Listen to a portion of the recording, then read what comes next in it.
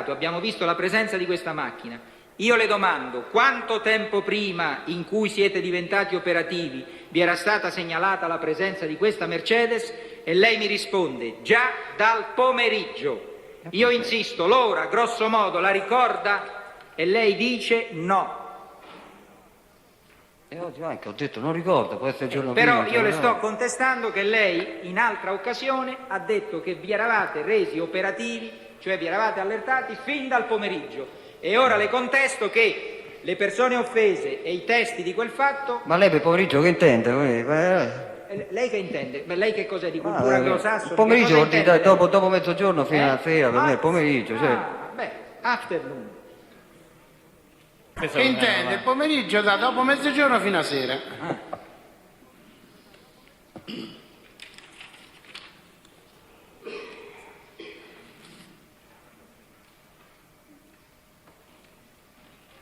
Non è finita, cioè qui sull'episodio possiamo dire che è finita, ma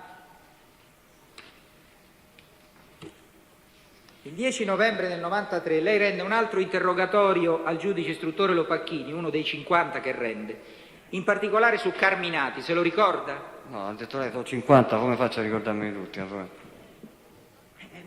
Leggendo i suoi... Appunto, me lo rilegga, io faccia la domanda con qualche riferimento per vedere se ricorda.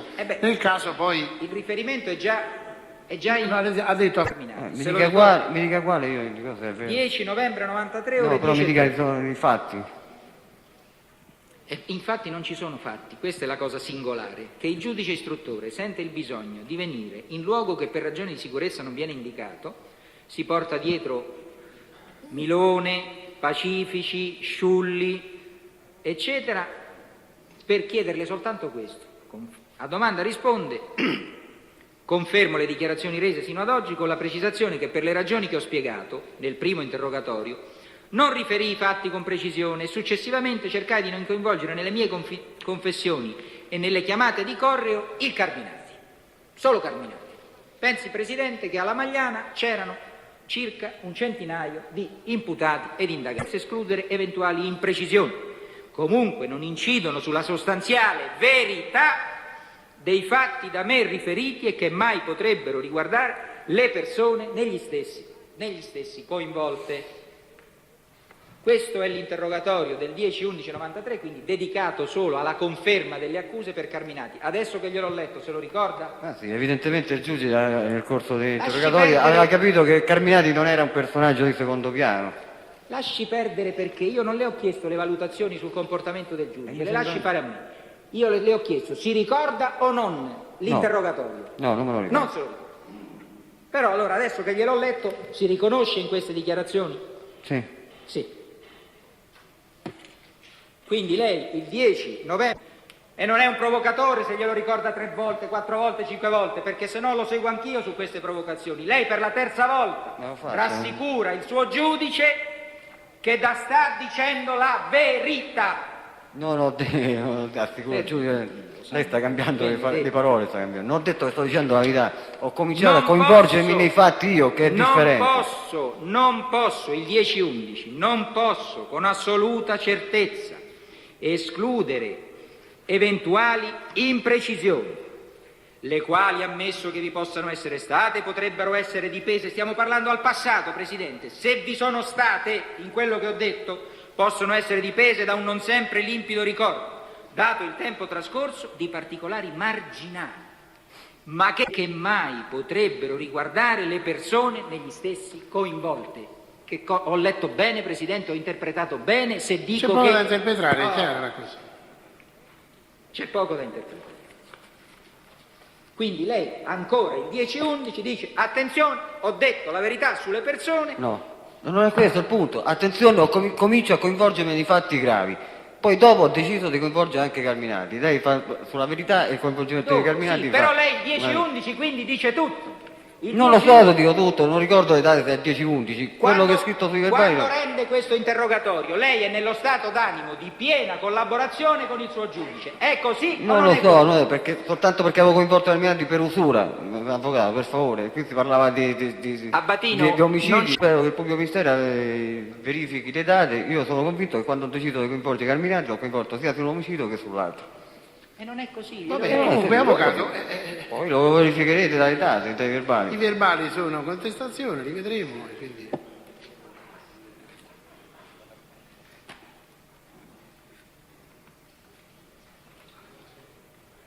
Sì, comunque, conclusivamente, quando rende quest'ultimo interrogatorio solo su Carminati, a quel punto, a prescindere da quello che è successo prima, che lei ha coinvolto, ma a quel punto siamo nella piena e totale collaborazione con il giudice o no? O ancora no? Non ricordo i tempi, però ma guardi che è fino all'ergastolo, dove io ho cominciato ad accusarmi di 1 o 2 omicidi.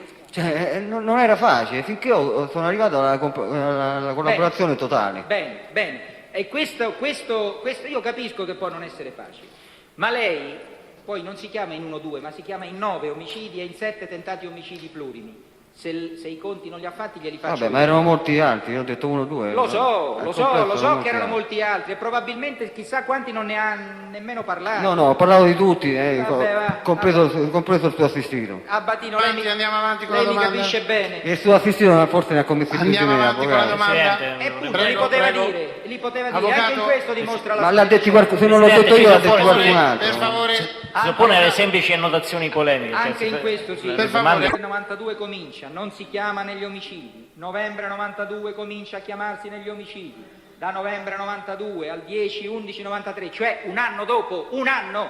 Però oggi come oggi ho chiamato tutti gli omicidi, mi sembra. Bravo, ce n'ha qualcuno lei, avvocato? Un anno dopo, quindi lei a quel punto, ma chi se ne frega? Per favore. A quel punto lei dichiara: sono assolutamente sicuro che se ho fatto qualche imperfezione si deve ai ricordi, però la sostanziale verità sui personaggi e sugli episodi c'è. Siamo d'accordo o no? Non so se sia un anno dopo. Vabbè, ma in base a quella lettura, lasci perdere 1 anno, 2 anni, 5 ma io anni. mi ricordo che 3 giorni fa ho fatto una dichiarazione anche che non avevo mai fatto, quella del processo. Vede Abbatino, quello... Comunque, scusi avvocato, gliel'ha detto, ridetto, ha letto i verbali, ne prendiamo atto. Io vorrei una risposta, vorrei un sì o un no. No, io non la posso dare la risposta, sì Non o me la no, può perché dare, non va bene, ricordo ne prendo la atto. data. Non ricordo se era un anno dopo, 6 mesi Ne o 9 mesi. ne prendo atto. Allora, veniamo un po'. Ci arriviamo.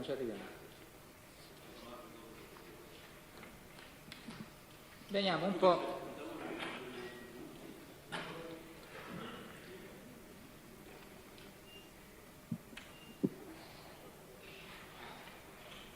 Dunque, il 12... Ripeto, non me lo ricordo. Oddio mio, ma gliel'ho letto, scusi. Vabbè, c'ha il verbale, c'ha la firma mia, sicuramente quello l'ho fatto io. Non mi meraviglierei di nulla, ma voglio No, sperare si dovrebbe che... meravigliare, i verbali se c'hanno la firma mia, sicuramente l'ho fatto io, l'ho letto e l'ho confermato. Perfetto, e allora io le dico che il 12 febbraio lei ha confermato la responsabilità di Carminati nel duplice omicidio Marchesi Parenti e ha detto: io ormai ho superato ogni residua remora e ho deciso di dire tutta la verità. 2 mesi dopo viene interrogato dal dottor Salvi in merito all'omicidio Pecorelli e così veniamo. Va bene? Sì, qui già non parliamo di Carminati, già l'ho spiegato in un altro interrogatorio, si parla di sì. personaggi ancora più importanti di Carminati e avevo sia paura sia per quanto riguarda Adesso vediamo. Io Questo già l'ha detto. sono limitato di fantasia e quindi le ripeterò le stesse domande. Comunque sia tranquillo che quello che lei ha detto me lo ricordo perfettamente. Io voglio soffermare la sua attenzione su altri passaggi di quell'interrogatorio, perché lei su Pecorelli non dice niente, che dice, e comincia così: non ho nessuna informazione diretta sull'omicidio di Mino Pecorelli, punto. E quindi il discorso per Pecorelli si chiude là. Però ci sono dei passaggi che sono interessanti. Per esempio, lei lo ha già detto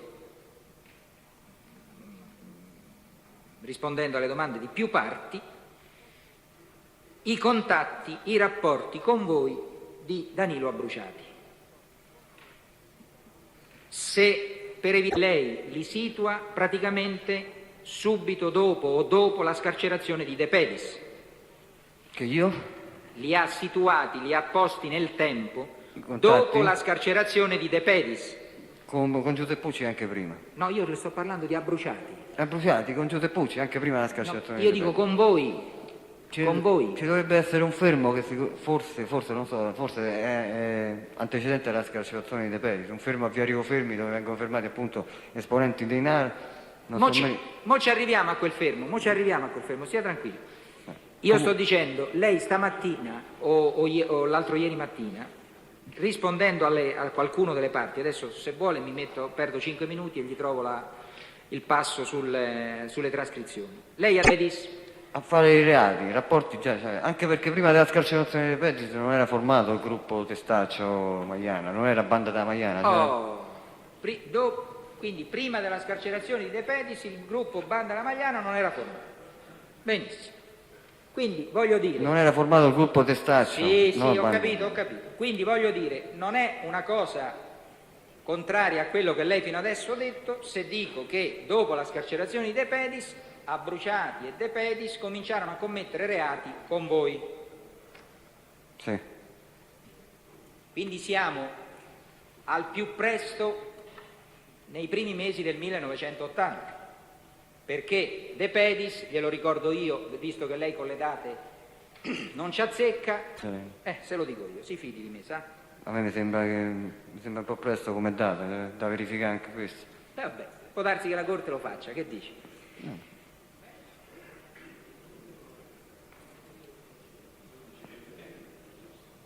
A me mi sembra che esca dopo il 79, mi sembra, non voglio insistere. A lei le sembra che esca dopo il 79? E questa impressione le nasce da che cosa? Dall'epoca in cui lei riesce... È un'impressione mia, Prego? È un'impressione mia, però posso fare confusione con i dati. Certo, può fare. Mentre invece ha detto che con Giuseppucci Abruciati aveva rapporti prima della scarcerazione di De Pedis. Sì. Però... le sembrerà un'osservazione lapalissiana, ovvia, iniziati se vogliamo dopo la scarcerazione di Abruciati. No, riniziati, non ho mai detto che Giuseppucci ha smesso di avere rapporti, anche perché nel 79 insomma Giuseppucci si poteva muovere liberamente con altri gruppi della malavita, ancora non era formato proprio ben solido Ma lei torna sempre su Giuseppucci, adesso sto parlando di Abruciati. Abruciati, lei sa che è stato a lungo detenuto come De Pedis? No. Non lo sa? No. A lei non ha saputo, quindi non aveva rapporti particolari con Abruciati per sapere anche questo? No, sapevo che spesso stava dentro, però non sono Ecco, allora io le do un'informazione, anche qui si fidi fino a un certo punto perché gliela do io, ma vedrà che se ne chiederà conferma le diranno che è esatta. Il buon Abruciati resta detenuto. Le dico anche un'altra cosa. Lo sa con che formula viene scarcerato Abruciati? No, glielo dico io. Viene scarcerato per mancanza di indizi dopo 3 anni e 4 mesi di reclusione. Forse per sequestro di persone? E che cambia? Sempre mancanza di indizi erano. Furto questo di dimostra polli. i contatti che c'aveva. Vabbè, con i contatti che c'aveva si fa 3 anni e 4 mesi. Sì, è sempre riuscito insomma a non pagare. Sì. Per sequestro di persona, avvocato? Sì. Sequestro di persona, 3 anni e 4 mesi. Sì. Senta una cosa. Che lei sappia, Abruciati conosceva Dio Tallevi? All'epoca non lo so. Io ho saputo della conoscenza quando me l'ha presentato. Cioè le scarcerazioni di Abruciati e di De Pedis e quanto tempo dopo? Ma io penso agli anni 80, non si parla del 79, anni 80. A lei di Dio Tallevi chi ha parlato per primo? Ma io da lei era conosciuto nell'ambiente, non lo conoscevo personalmente, però già era conosciuto nell'ambiente come ex scippatore e poi si era legato appunto a un gruppo di siciliani che non faceva più niente. Pensavamo che aveva investito dei soldi appunto della mafia. Ma questo dopo la sua conoscenza però lei no, di quello che si diceva nell'ambiente. Ho capito, di quello che si diceva però nell'ambiente. Ancora non l'avevo conosciuto personalmente. Ecco, ma dopo che lei sapeva chi era? Sapevo che era non direttamente per conoscenza. Lei che cosa ci sa dire su questo? Che sicuramente, secondo me, sicuramente fu Giuseppucci a presentare Carminati alla Bruciati. Benissimo. Fu Giuseppucci a presentare a Bruciati a Carminati. Faccio presente che Giuseppucci già conosceva Carminati all'epoca dell'omicidio Nicolini, che non ricordo in che epoca. Perfetto. Senta una cosa, quindi questa conoscenza, questa presentazione deve essere avvenuta necessariamente dopo la scarcerazione di Abruciati. No, perché può essere avvenuta anche, ho detto, quando è venuto il fatto della televisione che ho visto del giornalista Pecorelli. Sì. Sono sicuro che eravamo detenuti io e Giuseppucci, ho detto Giuseppucci riusciva ad avere colloqui con personaggi esterni dall'8° braccio, si può conoscere, non si può comunicare. Sì, ma non ha compreso bene, perché Carminati per sua fortuna all'epoca era libero. No, io sto parlando di Giuseppucci e Abruciati, che potevano essere detenuti tutti e due, però avere un contatto di comunicazione. Sulla detenzione di Giuseppucci, Abruciati e sulla sua ci torneremo, stia tranquillo. Io adesso avevo richiamato la sua attenzione sulla conoscenza Abruciati, Carminati. Sono sicuro, penso che Giuseppucci abbia presentato Carminati alla Bruciati. Però scusi, lei quando risponde dice io sono sicuro. Ho detto no, sono sicuro. Penso che Giuseppucci abbia presentato... Ecco, penso, quindi lei non lo sa di positivo. No. Non lo sa di positivo. Ritengo che sia stato È una sua deduzione, ho capito. E questa sua deduzione, in ogni caso, necessariamente, temporalmente, si deve porre al periodo... Potrebbe anche aver parlato di Carminati stando detenuti. Guarda che io di fuori ho degli amici di Nari che possono fare determinate cose. Bene, ma io sto parlando di presentazione. Presentazioni? Io non ho mai detto che ho partecipato personalmente alla presentazione di Carminati con Dario Infatti lei ha detto ritengo, è una mia supposizione, che Carminati sia stato presentato ad Abruciati da Giuseppucci. Questo lo ha detto, è così? Sì. Io le sto dicendo, tenuto conto che questa è una sua supposizione, ma comunque se fosse vera e fondata, il fatto non può che essere avvenuto dopo la scarcerazione di Abruciati. Non lo posso confermare, che ne so io se possono aver fatto qualche colloquio straordinario nel carcere. Vabbè. La prima volta che si fanno i colloqui con personaggi non autorizzati. Va bene. Prima dell'omicidio Franco Nicolini, non ricordo la data, però c'era gli atti. Perché ricordo perché sono venuti appunto a trovarci in una villa a Circeo, lui, i fratelli Bracci e Alessandro Librandi, che loro andavano in villeggiatura a Ponza. Ma scusi una cosa,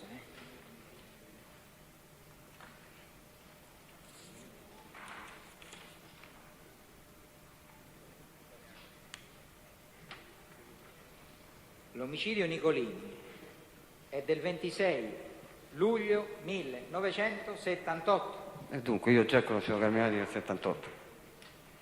Ma scusi, allora stamattina che cosa ha detto? Io ho detto faccio confusione di dati, però ricordando i fatti io assicuro che conoscevo che località Circeo, Terracina precisamente. E quel periodo appunto noi abbiamo fatto l'omicidio e siamo ritornati a Terracina con un moto di grossa cilindrata, in modo che col tempo risultavamo che eravamo fuori Roma, e quel periodo ci vennero a trovare appunto Carminati, fratelli Bracci e Alessandro Librandi, che era ancora vivo. Senta, Abbatino, lei è veramente imprevedibile. Non so imprevedibile, è la memoria, non sono io che sono imprevedibile. Ma la memoria adesso arriva al 78, arriva stamattina. La sua memoria arriva stamattina, a quello che ha detto questa mattina.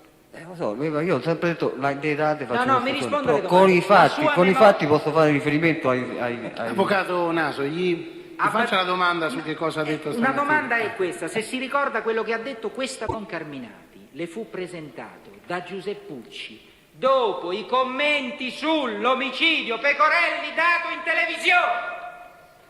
Quindi necessariamente dopo il 20 marzo del 79.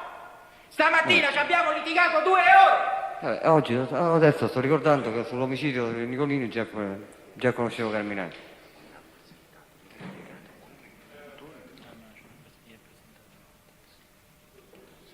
Prendiamo atto.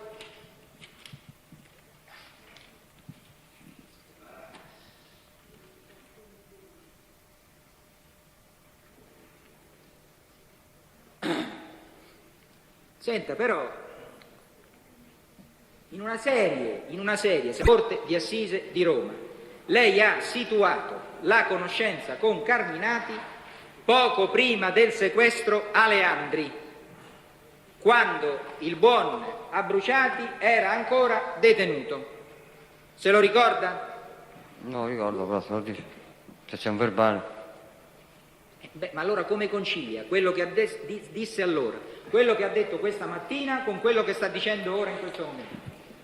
Senta, nel 78, l'omicidio si è avvenuto nel 78, io posso anche conoscere Carminati, però non essendomi stato presentato perché era amico di Franco.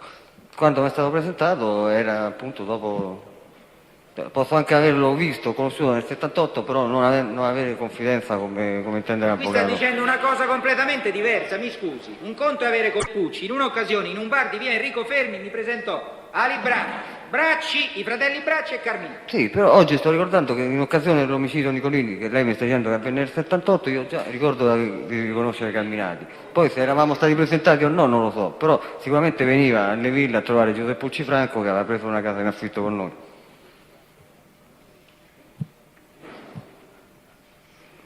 Insomma, allora, Abbadino, lei è un personaggio inaffidabile. Non lo so, se lo dice lei. No, la domanda non può essere questa, se è un personaggio affidabile o no. Io posso aver visto Carminati nel... Non è questa, evidentemente, Presidente. Io gli sto dicendo, sulla stessa circostanza, conoscenza con Carminati, da 4 versioni diverse. Allora, mi dica, in ragione delle spiegazioni... io gli sto dicendo che oggi, nel 78, se lei mi dice che nel 78, omicidio Nicolini, io già avevo visto, conoscevo Carminati. Questo non vuol dire che avevo parlato con lui o che me era stato presentato. Lo conoscevo, me lo ricordo che veniva, più che altro, più di Carminati mi è rimasto impresso Alessandro Librandi, che venivano a trovare Giuseppucci Franco in queste ville che noi avevamo affittate dal Circeo. Poi se la presentazione è avvenuta nel 79, dopo l'uscita del bar, è un'altra cosa. Io già avevo visto... Lo conosceva fisicamente, cioè sapeva che quella persona fisicamente era un tipo smizzo, alto, secco, ma forse me ne aveva parlato. Sì, però non era mai avvenuto il contatto. Ricordo che Franco era innamorato di questo gruppo, innamorato nel senso, era fanatico di questo gruppo che aveva, che erano ragazzi molto decisi, a cui faceva parte i fratelli Bracci, Carminati e Alessandro Librani. Comunque stamattina la Corte aveva capito, scusi, che lei ha detto, vedi, quella è la persona di cui ti ho parlato in carcere, cioè il che farebbe pensare che prima non la conosceva, così ha capito la Corte. No, l'ho presentato, però questo così ha detto, è non quello, così ha dico, lei ha detto come è fatto, mi indicò quella persona dicendo quello è Carminati di cui ti ho detto in carcere. Non è che sono io inaffidabile, è l'avvocato Nato che sta cercando di... No, scusi, non parli di affidabilità o meno, stiamo riferendo solamente fatti. Sì, forse mi sono espresso male. Adesso lei sta dicendo che invece l'aveva conosciuto o di nome o di persona. O di persona, sì. Ecco. Anche su questo si possono trovare riscontri, penso. Risulterà da qualche parte che loro andavano in villeggiatura a Ponza e che noi andavamo in villeggiatura a Terracina, no? Abbadino, i riscontri però... Ci sono dei contratti di casa. Ma deve accettare che non solo stamattina, ma anche il 23 settembre del 94 a questo pubblico ministero, lei ha dato una spiegazione della conoscenza di Carminati intimamente collegata all'omicidio Pecorelli. Questo è il punto. Cioè qui non è un problema di ricordi o di date, io non mi ci ritrovo con le date. Qui lei dà, a prescindere dalle date, che possono essere il 1979 o il 1879, è indifferente, ma lei situa la conoscenza di Carminati dopo un fatto specifico, che lei ricorda con precisione, e cioè la visione alla televisione del servizio filmato, notizia, poi vedremo di che si tratta, se si tratta, questo tribunale. Franco Giuseppucci, io lo sapevo già, frequentava personaggi di estrema destra, che io però a quell'epoca non avevo personalmente conosciuto. Ripeto, personalmente conosciuto vuol dire non mi erano stati mai personalmente presentati. Però sapevo chi erano più o meno. Abbadino, ma l'italiano, per quanto lei lo conosca... sarà una persona ignorante, però questo non comporta che... Ma ignorante... No, Presidente. No, Presidente, sarà una persona ignorante, però questo non comporta che... Presidente. Ignorante non è... Presidente, mi Scusate, scusi, no. se parlate l'uno sull'altro non riusciamo Anche la registrazione non esce fuori nulla, Allora, quindi vi prego di parlare. Faccia parlare me un attimo, Abbatino. Comunque, avvocato, lei ha detto personalmente conosciuto e lui, avvocato, poi le conseguenze le tirerete. Sì, ho capito, ma no, il controesame c'è. Presidente, Certamente, ma Presidente, stiamo facendo questo. sono stancato, mi rifiuto di rispondere all'avvocato Naso, ne voglio andare. Ma provocato, ritengo così, non io rispondo. Se fossi stato se avessi studiato, evidentemente non avrei fatto il delinquente. C'è scritto da qualche parte che per fare il delinquente bisogna prendere la laurea, non lo so, avvocato. Infatti lei non l'ha presa da fatti delinquenti. Scusate, per favore. Presidente, Ma lei probabilmente, avvocato, non è molto meglio di me. Presidente. Senta Patino, scusi, ho capito che lei si vuole avvalere a questo punto della facoltà di non rispondere. Certamente, anche perché ho detto da un avvocato Naso che prendi i soldi. Presidente, possiamo chiedere una sospensione per cortesia? Che cosa? Dica, Presidente, possiamo chiedere una sospensione? Scusate, per favore, avvocato Naso, la prego. Detto da un avvocato Presidente, Naso, praticamente vive. Se Abatino non vuole più parlare, ce lo deve dire. Se vuole parlare, lo facciamo continuare a parlare e sospendiamo un momento, perché è inutile che sospendiamo se poi non vuole continuare a parlare, non sospendiamo per niente. Senta, signor Presidente, Indipendentemente da questo. Scusi Presidente. Abatino, lei sono mesi che io Scusi, lei non deve. è che sono sempre gli stessi Mi scusi, avvocati, dottori, mi stia- politici e delinquenti, sono Mi sempre gli scusi. stessi avvocati Mi e sono scusi, sempre le stesse Presidente. domande. Trattano, Abatino, la prego. cercano soltanto di Abatino, provocarmi, la prego, avvocato. mi stia a sentire. Io le ho detto fin dall'inizio di questo dibattimento che lei aveva facoltà di parlare o no. Allora, Lei- la parco da facoltà non rispondo, poi evitare un'altra Lei ha denuncia risposto. e me ne voglio andare. E da questo momento intende non rispondere? Sì. Allora la sospensione è inutile chiederla, perché prendiamo atto di questo fatto. Il PM deve adesso intervenire perché l'abbiamo fatto anche per un altro imputato, non è cosa nuova a questa Corte. Lei non intende più rispondere a nessuna domanda? Non accetto più provocazioni Va da parte bene. dell'avvocato. Allora possiamo liberare... Non Il so. pubblico ministero deve dire qualche cosa? No, io avrei... Scusi, Scusate un attimo che cambiamo la bobina. Un momento che cambiamo la bobina, un attimo. Sì, ma anche se non va in bobina non fa niente. Si è avvalso dalla facoltà di non rispondere. Vorrei fare un'osservazione ed è o la persona indagata di reato connesso, mi riferisco anche a quello che è accaduto altre volte in questo stesso processo, può naturalmente avvalersi immediatamente della facoltà di non rispondere e in questo caso non si procede all'interrogatorio, così è stato fatto con Fabiola Moretti. Rispetto ad altre situazioni in cui c'è stato questo rifiuto parziale, di Carnovale, vabbè, forse confondo Carnovale con Mancini. No, Comunque ma proprio per Mancini è successo, non abbiano avuto se risposta. non mi sbaglio, proprio mentre lo interrogava l'avvocato Ecco, Naso. però in questo caso... E anche l'avvocato Coppi, sì. Questa facoltà è stata esercitata per singole domande. Quindi io chiederei, fermo restando, che se il test Abatino intende avvalersi di questa facoltà, naturalmente lo farà. Però vorrei che l'avvocato Naso ponesse le domande che deve porre. Dopodiché, quando le porrà per le singole domande, perché mi pare che non ci sia questa... Siamo d'accordo in questo senso, scusate, siccome proprio si è verificato davanti a questa Corte d'Assise un test, mi sembra si rifiuta di rispondere, intendono rispondere per una serie di... Esattamente.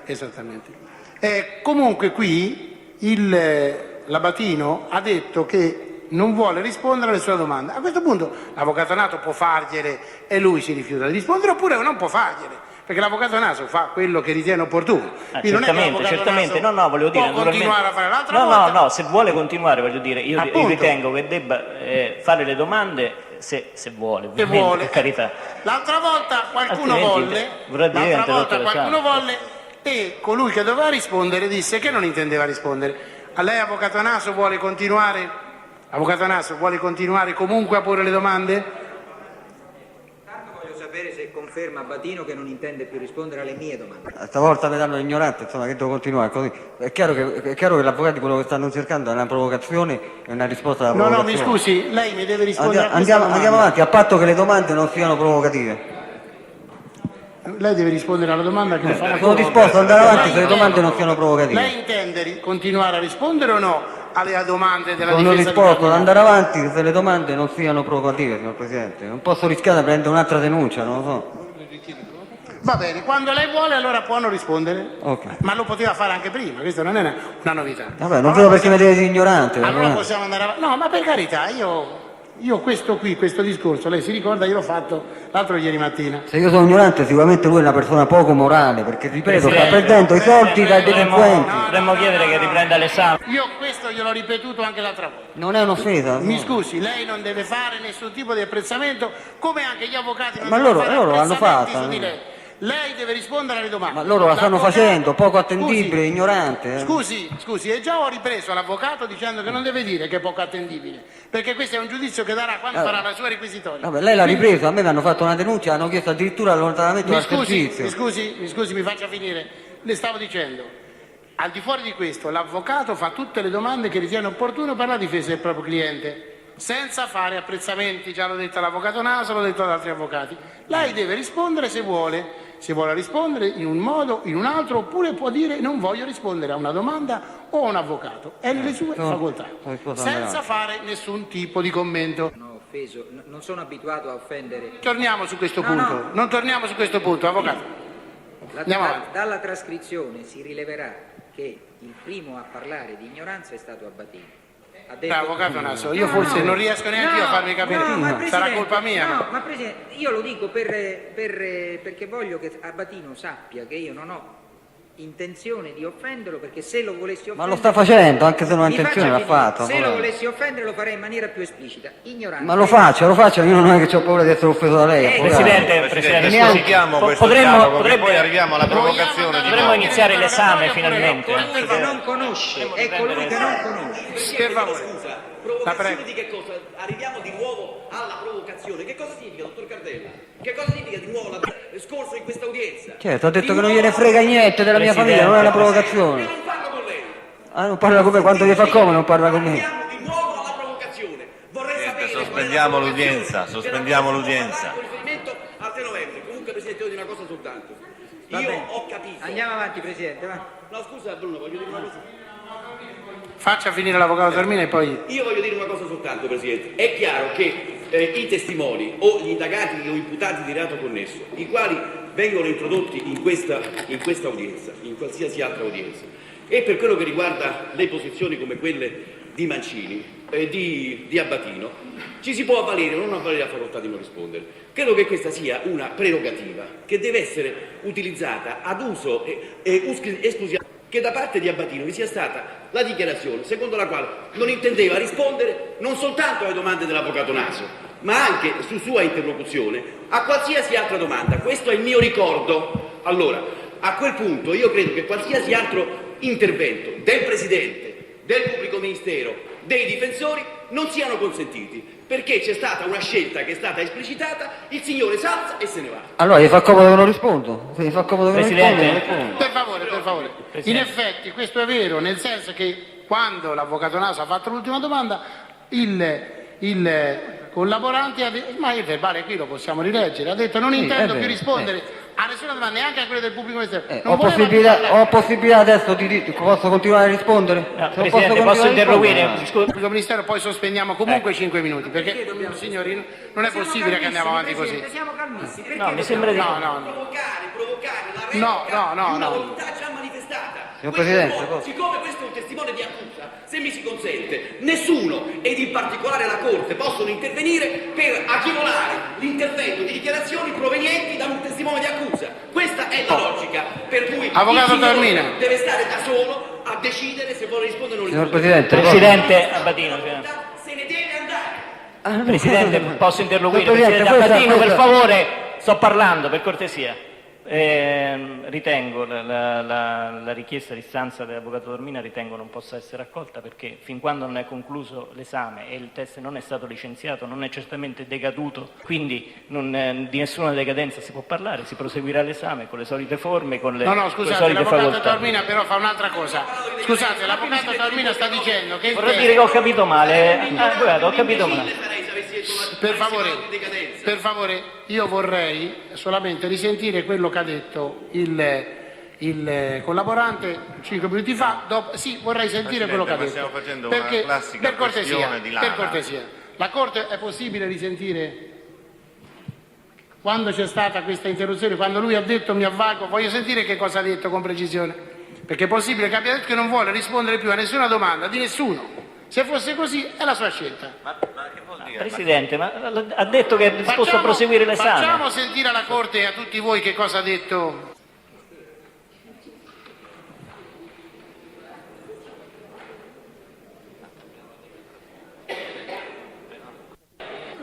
Non mi sembra che si capisca bene, anzi proprio... Sì.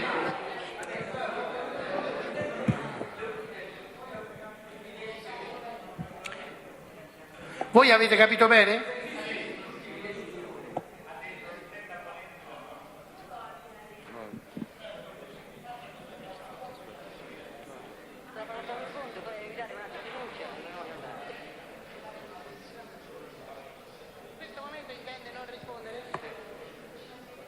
Silenzio per favore. Silenzio per favore. Puoi evitare un'altra denuncia, non voglio andare. Il PM deve adesso intervenire perché finito l'interrogatorio dell'avvocato Naso. La parola. Avvocato, l'abbiamo fatto anche per Mancini, l'abbiamo fatto anche per un altro imputato, non è cosa nuova a questa Corte. Lei non intende più rispondere a nessuna domanda? Non accetto più provocazioni. Va bene. Allora possiamo liberare. Allora, Presidente, posso? Prego. Il Pubblico Ministero ha una richiesta. Intanto faccio presente... Dalla macchina. Faccio presente, è una richiesta del Pubblico Ministero. Faccio presente che non è assolutamente chiaro quanto ho sentito finora. Parlare il Pubblico Ministero per cortesia. Non è assolutamente chiaro. Non è assolutamente chiaro, anzi alla domanda del Presidente, lei non vuole più rispondere a questo momento, non intendo raccogliere provocazioni o cose del genere. Mi riesce difficile ricordare a memoria singole parole, ma il concetto è questo. Questo è il primo punto, ma comunque, anche indipendentemente da questo, ritiene il Pubblico Ministero che per le ragioni già esposte, e cioè perché a nostro giudizio la facoltà di non rispondere o viene esercitata globalmente ab initio, per cui si acquisiscono fin dall'inizio verbali, o viene esercitata di volta in volta per singole domande. Per queste ragioni riteniamo che la sospensione in questo momento dell'esame rappresenterebbe quanto riguarda l'intervento del Pubblico Ministero, la violazione che, ove avesse rilievo poi nella motivazione della sentenza, provocherebbe una causa di nullità. Quindi per questa ragione la richiesta del Pubblico Ministero, e anche perché si ritiene che comunque, quando anche fosse stata questa la volontà manifestata dall'Abatino, comunque non vi è nulla che impedisca la revoca di questa manifestazione fin quando lui è lì, fin quando non è stato licenziato, fin quando non si è concluso l'esame. Per tutte queste ragioni chiediamo che su questa questione, sentite ovviamente la difesa, quello che vorrà dire, si pronunci la Corte nel suo insieme con ordinanza. Scusate, ha detto che non intendeva più rispondere. Io quindi consideravo chiuso l'interrogatorio dell'avvocato Naso. Poi ho detto ad Abatino se voleva rispondere, perché ho passato la parola al Pubblico Ministero, come avevamo fatto anche per Mancini e per qualcun altro, e Abatino ha detto che non intendeva più rispondere a nessuna domanda. Questo Presidente, è un fatto stiamo abbastanza... interpretando Adesso, la volontà, stiamo interpretando le parole quando Abatino è presente. Questo rigore. La questione che pone il Pubblico Ministero è un'altra, però Abatino questo ha detto. Quindi... Posso dire una cosa, Presidente, perché della vicenda Mancini ero io il difensore che stava esaminando Mancini. Mi permetto di correggere un attimo il suo ricordo, perché Mancini disse... Però dopo continua a rispondere. Tanto è vero che poi riprese a rispondere. Esattamente. Quindi è cosa e è per questo motivo, scusate, è per questo motivo che io ho fatto poi ritenuto finito l'interrogatorio da parte sua. Ma Abatino oggi ha detto una cosa diversa da quella che disse Mancini. È quello che ho detto io, avvocato. Appunto per questo io avevo dato la parola al Pubblico Ministero, perché il Pubblico Ministero, finito l'interrogatorio dei difensori, facesse le altre domande che voleva. E a quel punto Abatino ha detto non intendo rispondere a nessun tipo di domanda. Ha fatto la sua scelta. Però non degli altri avvocati, signor Presidente. No, lei non è che, lei ripeto, può rispondere o non rispondere, però ha detto, quando io ho passato la parola al Pubblico Ministero, che lei non intendeva più rispondere a nessun tipo di domanda. Vabbè, questa è la dimostrazione che cercavano una provocazione mia per... Presidente, c'è una richiesta del pubblico ministero. La richiesta del pubblico ministero c'è, volete interloquire o no? La Corte poi deciderà su questa richiesta, che è una cosa diversa. Avvocato, io passo la parola alla parte civile e poi ai vari difensori. Su questa richiesta è un altro problema. Quello che ha detto Abbatino l'abbiamo sentito. Prego, parte civile. Signor Presidente, mi scusi, a me risulta forse che quando avrete messo il dispositivo della sentenza vi sarà un po' difficile, anche se un paio di volte mi è successo che sia avvenuto, dire o ci è sfuggita una cosa o abbiamo cambiato idea su questo, rientrare in Camera di Consiglio e di uscirne. Ma qui siamo in tema di un interrogatorio e così come nel momento in cui un testo, un collaborante risponde in un modo, gli si ripete la domanda, si vede se cambia versione, si vede se la assesta, in un momento delle provocazioni volte a indurlo, a insultare, a urlare, a perdere il controllo, lui preferiva smettere di rispondere. Quando le acque si sono un momentino calmate, ha detto non che avrebbe inteso rispondere alle 4 domandine che comunque gli voleva imbeccare il pubblico ministero, Naso, ma ha detto che era disponibile a rispondere anche alle tue domande, purché non fossero provocative, ha detto, cioè dice attenzione, io non voglio cadere in errore perché perdo la calma, quindi purché allora lui è nel diritto o non nel diritto di chiedere che le domande non vengano poste in modo colorito, per carità, diventerebbero piattissimi gli interrogatori, ma io quello che nego è questo, è che nel momento in cui lui, tra l'altro, ripeto, in un momento di particolare tensione, sentendosi in qualche modo di perdere la calma, per rispondere anche alle domande della difesa del Carminati, non solo alle domande del pubblico ministero. Questo per me è fondamentale. Siccome è interesse della parte civile, anche se oggi mi sembra che questo non venga creduto, che tutti gli aspetti vengano sviscerati, a me fa particolarmente piacere che tu possa concludere il tuo interrogatorio, anche per un fatto, che tu sei l'unico che conosce tutti i verbali precedenti, perché per ovvi motivi tutti gli altri che si sono interessati di questo processo ne hanno esaminato. Tanto meglio. E allora perché? E adesso avrai tu modo di intervenire.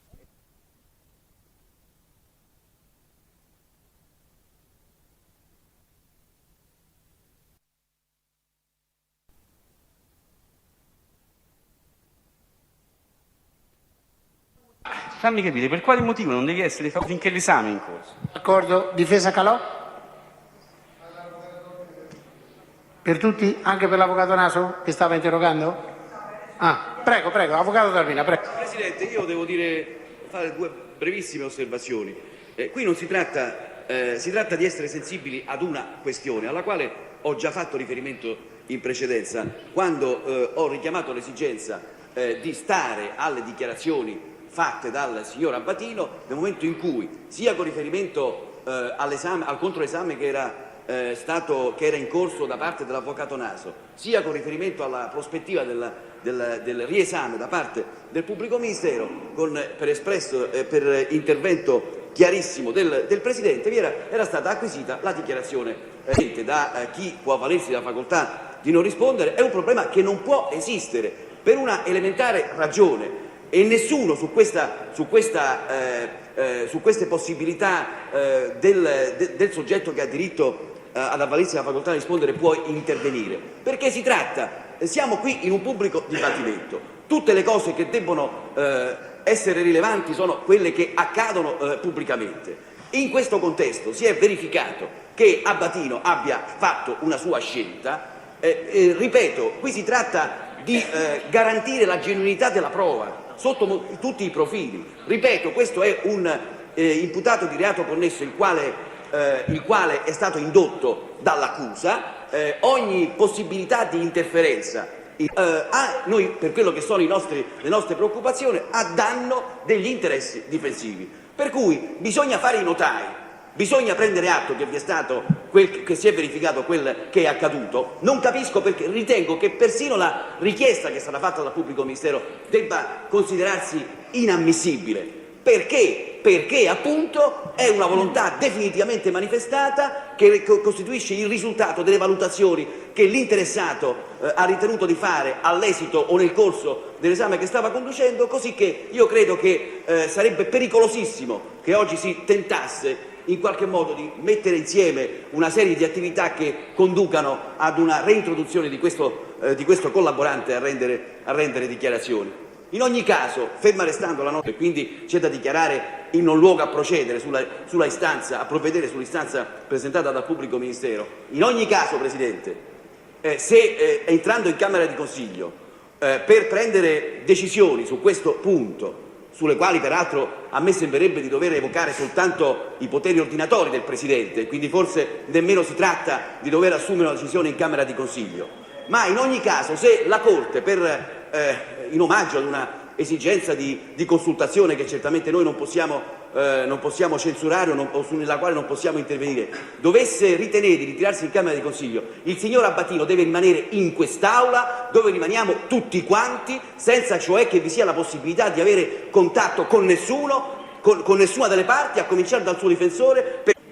Per favore, vada avanti. Dica. A me pare che tra i principi costituzionali vi sia quello proprio della parità delle parti e soprattutto del rispetto dei diritti di ciascuno negli stessi termini, e certamente sarebbe incostituzionale che qualcuna delle parti accusatrici o di difesa dovessero intervenire per condizionare o per determinare non faccia insinuazioni e non faccia previsioni. Il pubblico ministero non interrompa. Condizionare e determinare. Sì, ma lei non consenta che si facciano queste insinuazioni e queste cose, perché non ci sono stati contatti. Per favore. Sto facendo un discorso che procede e che sarebbe finito prima se da parte del pubblico ministero non si fosse detto che io stavo pronunciando parole affette da incostituzionalità, perché mi ha fatto ricordare che la Costituzione si ispira alla parità delle parti, la quale comporta di necessità che nessuna delle parti accusa, difesa, prova, le quali possono determinare uno sbilanciamento, perché si tratterebbe di indurre chi ha preso una decisione in assoluta libertà a comportamenti diversificati e che potrebbero essere a svantaggio della obiettività del risultato dell'esame dell'imputato di reato con esso si sta svolgendo. Signor Presidente, però io ho già espresso la decisione di poter continuare. Per cui, ripeto, secondo la nostra valutazione si tratta di un provvedimento ordinatorio di udienza, rispetto al quale la conclusione unica è quella del non luogo a provvedere. Ripeto, laddove la Corte dovesse deliberare di entrare in Camera di Consiglio, che lasci in quest'Aula, sotto la protezione del Padre Eterno e di chi altro si vuole, il signor Abbatino. Presidente, la difesa di Abbatino chiede la parola. Cortesia, finiamo la difesa Andreotti. Tenete presente la quale, tant'è che avevamo rincominciato, se non ci fosse stata l'altra interruzione, il collaborante aveva detto che continuava a voler rispondere e stava per ricominciare l'avvocato Naso. Tenetelo presente questo come dato di fatto obiettivo. Sì, adesso sentiremo, avvocato Naso, se lei vuole continuare o no, perché è nel suo diritto fare quello che ritiene opportuno. Però questo è un dato di fatto che abbiamo sentito nella registrazione. Prego. Sì, Presidente, infatti io soltanto su questo volevo intervenire, perché noi ci associamo alle considerazioni svolte dal professore Taormina. A nostro avviso il problema a questo punto è solo quello di stabilire il momento finale in cui si può esprimere una certa volontà.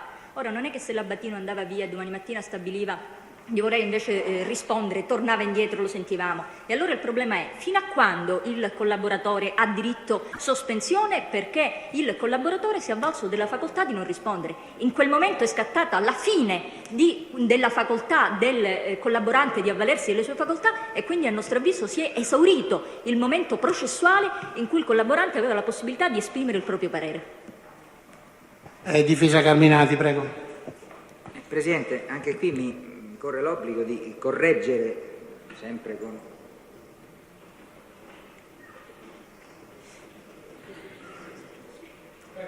Dicevo, Presidente, mi corre l'obbligo, sempre con il massimo rispetto e, se me lo consente, con la notevole simpatia che nutro per la sua persona, il ricordo che lei ha avuto di quello che stava avvenendo.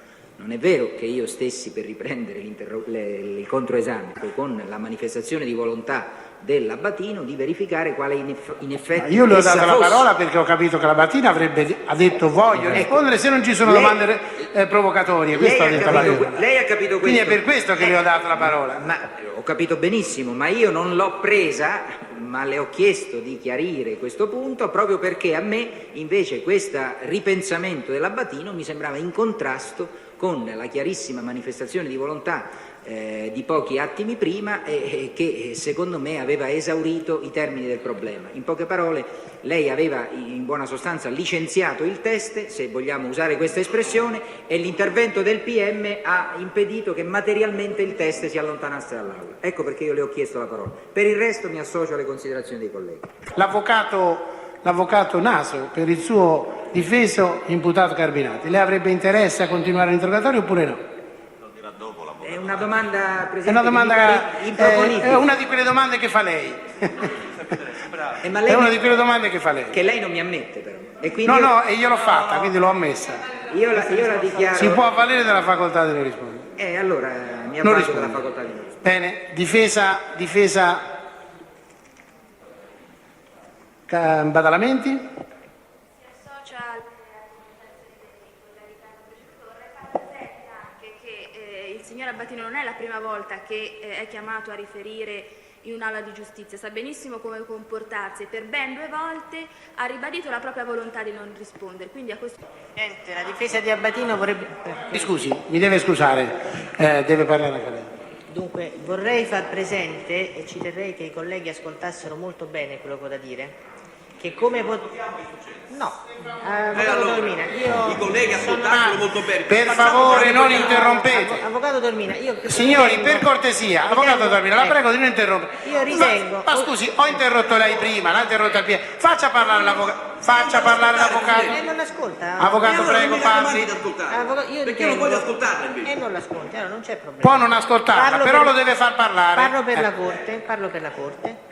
Allora, ritengo di aver dimostrato una massima correttezza nei confronti del collegio difensivo durante l'esame e il controesame dell'Abbatino. Non ho mai fatto interventi. Quindi ritengo fuori luogo, Avvocato Dormina, quella sua richiesta. Parli a noi, non all'Avvocato Dormina. Ritengo fuori luogo, Presidente, la richiesta dell'Avvocato Dormina che durante la sospensione il difensore non possa interloquire con l'Abbatino, ma non perché questo difensore voglia interloquire con l'Abbatino, perché questo difensore non ha alcun desiderio né interesse a interloquire con l'Abbatino, perché questo difensore non ha alcun interesse che all'Abbatino continui o meno il suo controesame.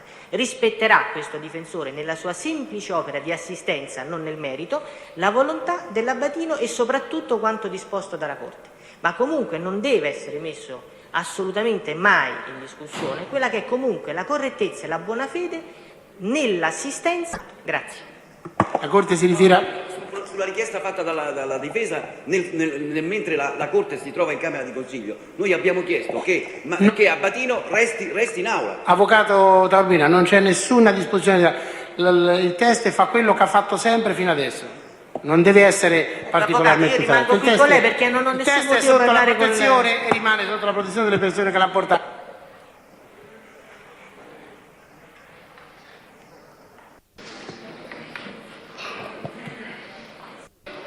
All'udienza del giorno 7 marzo 97 ha emesso nel procedimento 496 la seguente ordinanza. Preso atto della richiesta del PM di proseguire nell'esame del collaborante Maurizio Abbatino, stante la revoca del medesimo a quello indicato dal PM, deve preliminarmente affermarsi che il provvedimento afferente alla proseguibilità o meno dell'esame di Maurizio Abbatino sia di competenza del Presidente, rientrando lo stesso nei poteri di direzione del dibattimento.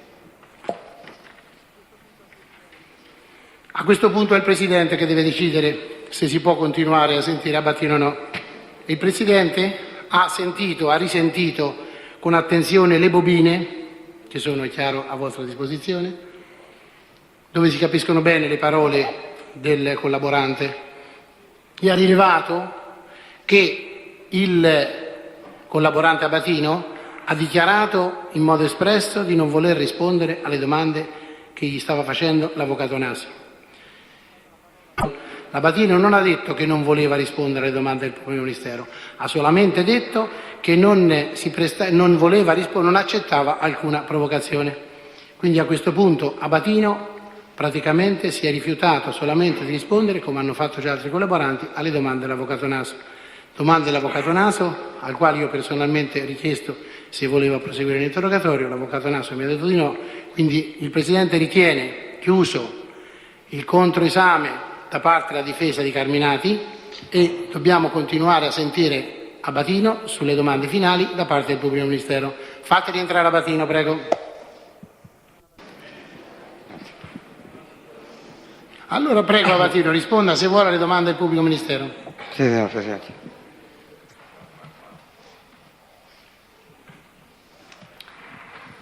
Senta, Abbatino, cominciamo dal verbale del 12 febbraio 93, che è quello, le ricordo, nel quale lei ha, diciamo così, dichiarato di voler sciogliere alcune riserve che riguardavano la posizione di Carminati. Ha detto in quel verbale più o meno che erano venute meno, comunque non sentiva più come decisive le ragioni di difendere una persona vicina a Giuseppucci.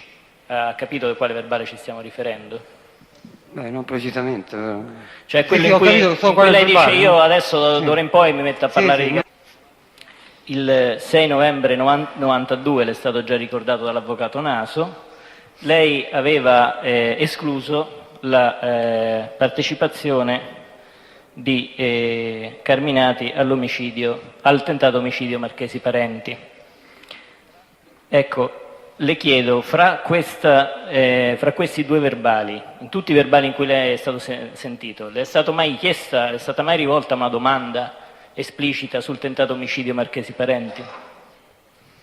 Tra questo periodo?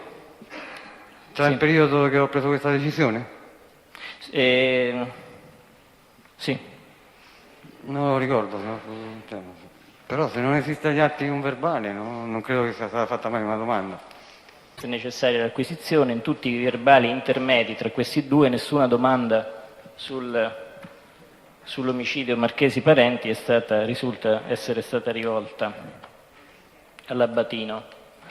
Parliamo del 10-11, 18-11, 25-11, 26-11, 1-12, 2-12, 3-9-12, 4-12, 11-12, 8-1-93, 9-1-93, 21-1-93 e 29-1-93, 11-2-93.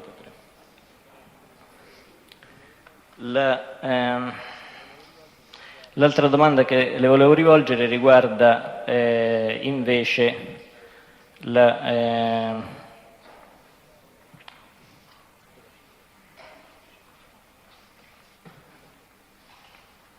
sto facendo un po' di confusione con il...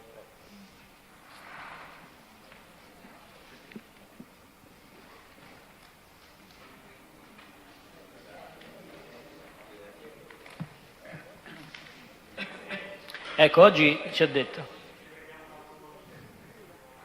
Ah, volete che si chiuda? Prego, per favore, chiudete quella porta lì.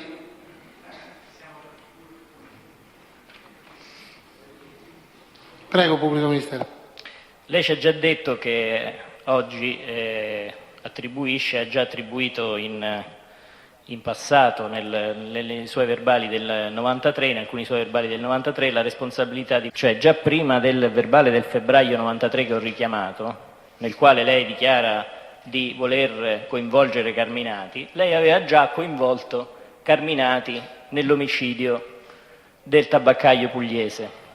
Lei ricorda effettivamente di averlo fatto questo? Ricorda effettivamente ricordo di aver coinvolto Carminati nell'omicidio del tabaccaio pugliese, Totoro Pugliese, mi sembra. Però non ricordo se questo è avvenuto prima dei fatti dell'Infernetto. Ecco, io ricordo a questo proposito, Rabatino, una contestazione a questo punto che mi serve anche per chiedere un chiarimento, che lei prima di questo verbale del 93, del febbraio 93, nel quale scioglie le riserve su Carminati, lei a proposito di questa dichiarazione che le leggo dal verbale dell'11 dicembre del 92, che a quanto risulta al pubblico ministero degli atti depositati è l'unico nel quale si parla di Carminati in rapporto a questo omicidio prima del febbraio 93. In questo verbale lei dice, per capire meglio, sono alla quarta pagina in fondo, per capire meglio i rapporti tra Franco Giuseppucci e Massimo Carminati occorre tener presente il comportamento che la banda, stante l'attenzione da cui era circondata, si era imposto, onde dare all'esterno l'impressione di un frazionamento in gruppi tra loro scollegati. Vi fu pertanto un periodo tra la scarcerazione di Enrico De Pedis e la morte di Franco Giuseppucci, durato qualche mese, nel quale quest'ultimo diede l'impressione di lavorare da solo. Allo scopo si avvalse il quale non aveva adempiuto agli obblighi di solidarietà a favore del De Pedis, durante il tempo che questi era stato detenuto. In ordine a tale fatto, peraltro, non sono in grado di fornire particolari, essendone venuto a conoscenza indirettamente, fatto che aveva, tuttavia, rafforzato il rapporto fiduciario con il Carminati. Ecco, lei può essere interprete di queste dichiarazioni e comunque potremo ciascuno di noi interpretarle come vuole. In questo verbale, nella sostanza, lei ha detto o no che Carminati aveva ucciso il tabaccaio pugliese? Sì, però evidentemente lo interpretavo un fatto meno grave dal momento che non potevo fornire particolari molto precisi. Potrei aver pensato anche che anche dicendolo non andava oltre che un semplice sospetto. Infatti, io la ritenevo una cosa molto più grave. Sapevo che dicendo una cosa così avrebbe certamente pagato il reato, cosa che poi invece non è avvenuta. E comunque ricorda di aver detto altro prima del febbraio 93 riguardo a Carminati e l'omicidio pugliese, oltre a quello che l'ho letto io? No, non ricordo il momento. Allora vorrei adesso passare rapidamente a un altro argomento.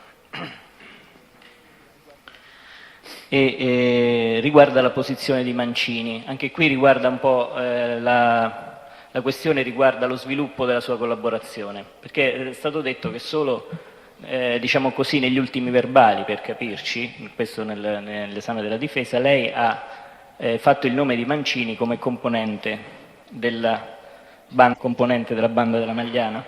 Non lo ricordo, però se c'è il verbale dal pubblico ministero sicuramente l'ho fatto. Se il verbale è firmato da me. Ecco, le leggo il verbale del 10 novembre del 92.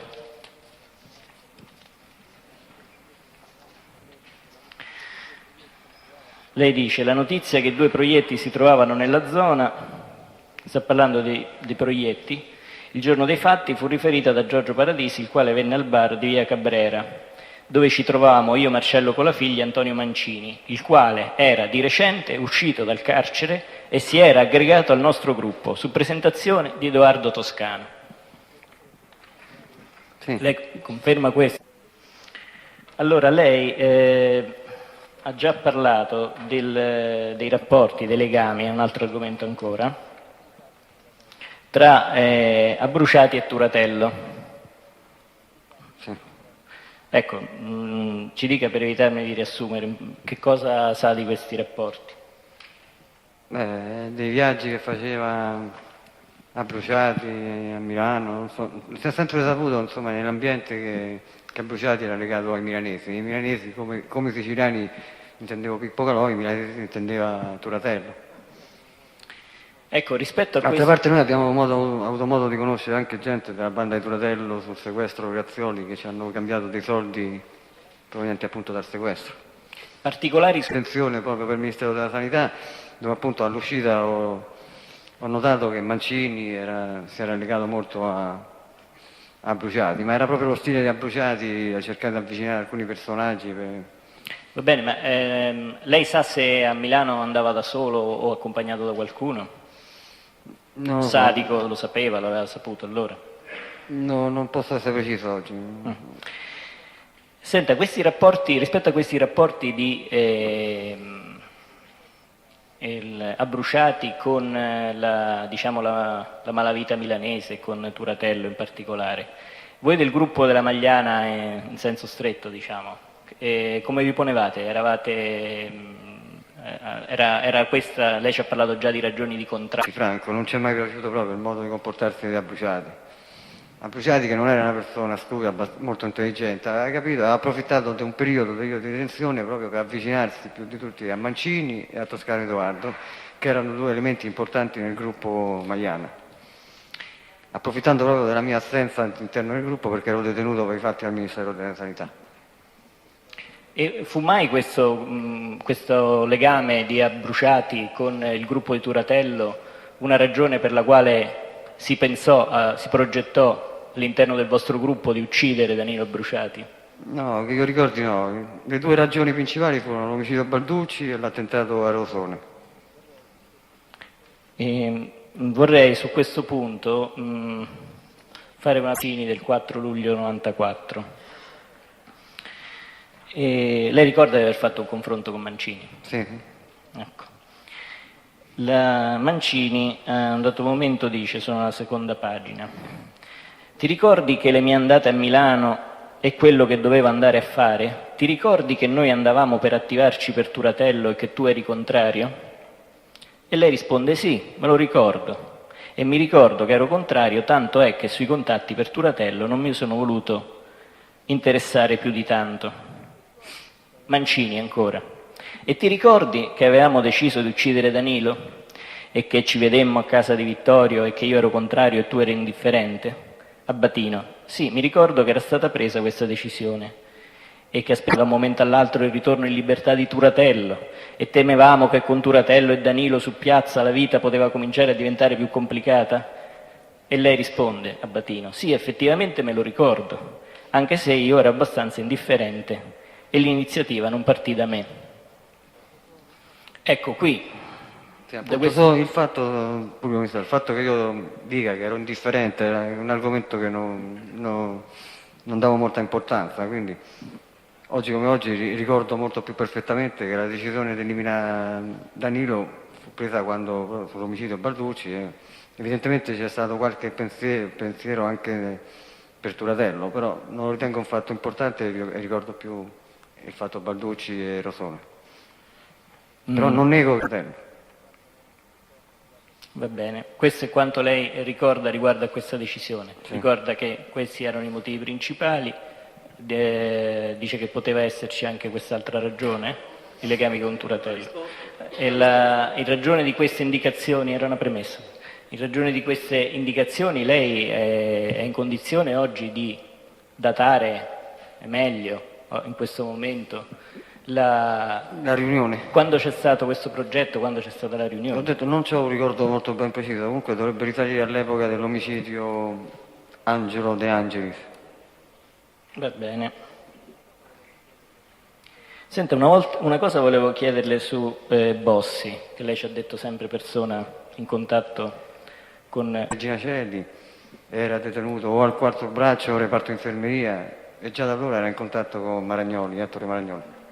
Lei abbiamo già risposto anche a questo. Abbiamo detto, no, c'è una precisazione che volevo chiedere, perché lei ha detto tra le altre cose che era persona legata a un ambiente politico, questo che aveva detto. Sì, mi sembra che io lo collego, non mi ricordo adesso se su confidenza di Giuseppe Pucci Franco a Formisano. Lei è in condizione di descriverlo, Bossi, per esempio sulla statura di Bossi, se la ricorda qual era? No, ricordo, non posso descriverlo, però ricordo che era una persona molto alta e robusta. Va bene.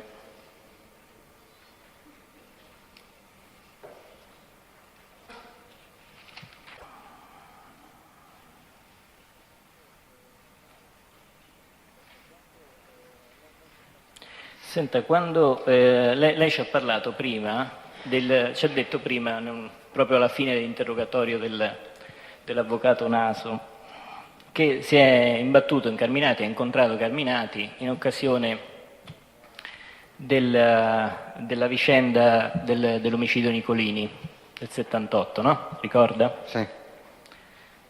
Ecco, non solo Carminati, tutto il gruppo dei Nari, ricordo. Ecco, vorrei sapere una precisazione su questo. Lei quando in questa occasione, nel 78, se riesce a focalizzare il ricordo, lei quando ha incontrato Carminati in questa occasione sapeva già che si chiamava Massimo Carminati? Perché aveva un padre magistrato.